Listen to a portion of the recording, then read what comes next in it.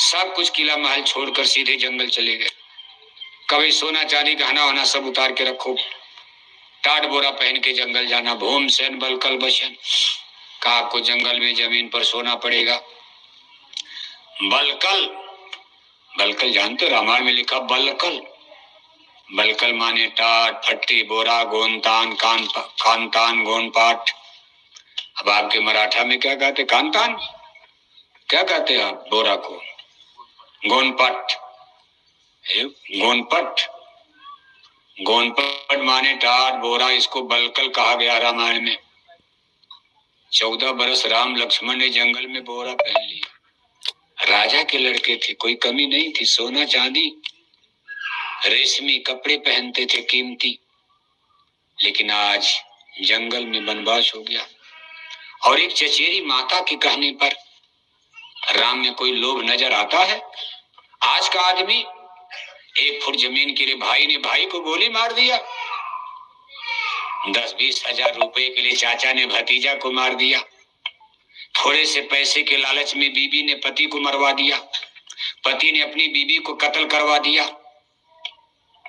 एक सरपंची गांव के प्रधान के लिए चाचा भतीजा लड़ गए चुनाव, दोनों में लाठी डंडे चल रहे हैं गांव की प्रधानी के लिए। और अयोध्या का इतना बड़ा राज राम खुशी खुशी छोड़कर जंगल चले गए। हम लोग राम से कितने पीछे हैं, कौन उनका मुकाबला कर सकता? कैसे जनता भूलेगी? जंगल जाते हैं, 4 वेद के पंडित राजा रावण को मार रहे हैं, लंका का काउंटर हो रहा। और सबसे गरीब आदमी, छोटी जात में भीलनी शिवरी, उसको देखो गले लगाया जूठा बेर खा रहे हैं। 4 वेद के पंडित राजा रावण का काउंटर कर रहे हैं, पूरी लंका का नाश कर दिया। जो धर्म के खिलाफ थे, विरुद्ध थे, अन्यायी अत्याचारी, सोने की लंका को जलाकर भस्म कर दिया, भस्मीभूत कर दिया।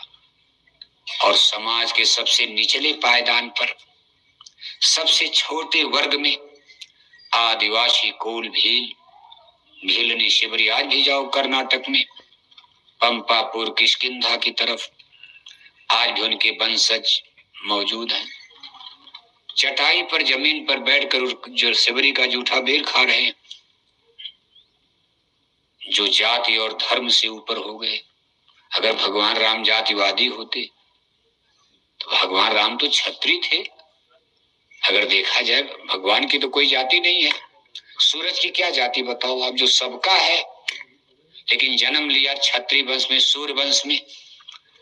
सूर्य वंश के प्रतापी राजाओं में राजा दिलीप, राजा आज, राजा रघु, राजा दशरथ, ये सब लोग दशरथ के बाद भगवान राम का अयोध्या में उसी सूर्य वंश में। सूर्य वंश क्षत्रिय वंश का सबसे श्रेष्ठ वंश माना जाता। 2 वंश था, सूर्य वंश और चंद्र वंश। सूर्य वंश से क्षत्रिय गोत्र और दूसरा चंद्र वंश से, जिससे आप तमाम युद्धवंशी यादव वंश पैदा होता, जिसमें भगवान कृष्ण ने जन्म लिया। सूर्य वंश में जन्म लेकर और शिवरी के जूठे बेर खा रहे हैं, उनको कौन जातिवादी कह सकता बताओ आप? और फिर रावण को लंका में मार दिया। लंका में रावण का नाश हो गया, गद्दी राज उनके अधिकार में आ गया। लंका पर भगवान राम ने अधिकार कर लिया। ये नहीं कि लक्ष्मण को राजा बना दिया, विभीषण को बना दिया। कभी आपके घर खानदान का राज है, बाप दादों का, आप ही राजा बनो, लेकिन अब अच्छा काम करना। चाहते तो लक्ष्मण को राजा बना देते, अपने पुत्रों को लंका में राज दे देते। आज के एमपी एमएलए मरते दम तक चुनाव हटने के लिए तैयार नहीं कि हम ही लड़ेंगे। सब कुछ उनके पास हो गया, कहीं मरते दम तक हम ही चुनाव लड़ेंगे। अगर उनसे कहा जाए महाराज अब आप बहुत हो गया, 4 बार एमएलए बन गए, 4 बार आप एमपी बन गए, अब अपनी ही बिरादरी, दूसरी बिरादरी छोड़ो, अपनी ही बिरादरी का किसी को अमरावती में चुनाव लो, उसकी भी गरीबी चली जाएगी। तो नेता लीडर कह रहे ना बाबा, मरते दम तक हम नहीं छोड़ेंगे, लड़ेंगे। और अपने मरने के बाद हमारे बहू बेटे चुनाव लड़ेंगे इस सीट पर। हम दूसरे को ये सीट देने वाले, मैं मरूंगा मेरा बेटा बनेगा, मेरा बेटा मरेगा मेरा नाती बनेगा। ऐसे नेता लीडर आप राम का क्या मुकाबला करोगे, जिन्होंने इतना बड़ा सेक्रीफाइस किया, त्याग किया। और फिर मूल चीज भगवान राम का संदेश देखो, राजा भी बने, अयोध्या उनका था, अयोध्या में बने, राम राज ला दिया। लेकिन जितने बड़े राजा उतने बड़े महात्मा के रूप में प्रकट हुए। धरती पर उस समय उनसे बड़ा कोई महाराजा नहीं, उनसे बड़ा कोई महात्मा नहीं, उनसे बड़ा कोई ज्ञानी भी नहीं था धरती पर। इसीलिए आज उनको भगवान मान लिया जमाने ने। भगवान बनना कोई हंसी मजाक है? भगवान की पदवी पा दे, भगवान की पदवी, एक आदमी को भगवान बना दिया जाए, इतना आसान नहीं है, इसके लिए मेहनत करनी पड़ती है। राजा होकर जंगल में 14 बरस ठोकर खा रहे, खाने पीने को घर में कुछ नहीं। तब तक सीता का हरण हो गया, रावण चुरा के लेके चला गया। कितनी कठिनाइयां झेली, त्याग किया। और जब अयोध्या में आए, राजा भी बने। देखो आज महात्मा बनकर जनता को सत्संग भी सुना रहे।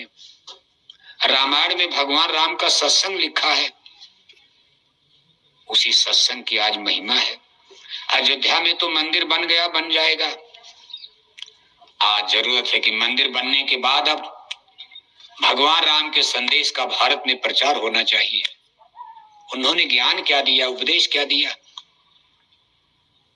भगवान राम की शिक्षाएं क्या हैं, इसको अयोध्या के मंदिर की दीवार पर लिख देना चाहिए। और अयोध्या में मछली अंडा शराब की दुकानों पर बुलडोजर चला देना चाहिए। क्या चला देना चाहिए? बुलडोजर जानते हो नहीं जानते हो आप?